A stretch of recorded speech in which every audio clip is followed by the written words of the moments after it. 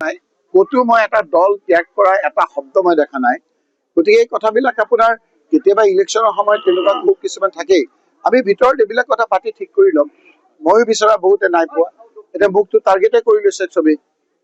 এতিয়া হিমন্ত বিশ্ব শৰ্মাই যিখিনি কথা কয় মোৰ বিৰুদ্ধে, কংগ্ৰেছত থকা অৱস্থাত ভূপেন বৰাই অলপ দেৰি পিছত কয়, আৰু ভূপেন বৰাই যিখিনি কথা কয় এতিয়া অন্য এজনে ওলাইছে মোৰ বিৰুদ্ধে কয়। মোৰ বিৰুদ্ধে কি কথা আছিলে? মোৰ বিৰুদ্ধে কথা আছিল যে মই বোলে বাই ইলেকশ্যনৰ সময়ত ভূপেন বৰাক চামগুৰিত প্ৰাৰ্থী হবলৈ নিদিলো। মই গুণাক্ষৰেও নাজানো। ইমান অভিমানী মানুহজন।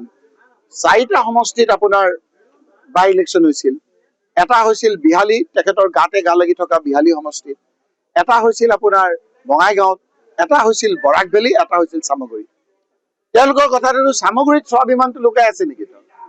মানুহে কি বুজি পোৱা নাই নেকি? গতিকে এই কথা বতৰাবিলাক আৰু মুখ খুলিম মই, আহি আছে কথাবিলাক। আজি আপোনালোকে চাব যে কথাবিলাক ঠিক হৈ থকা নাই।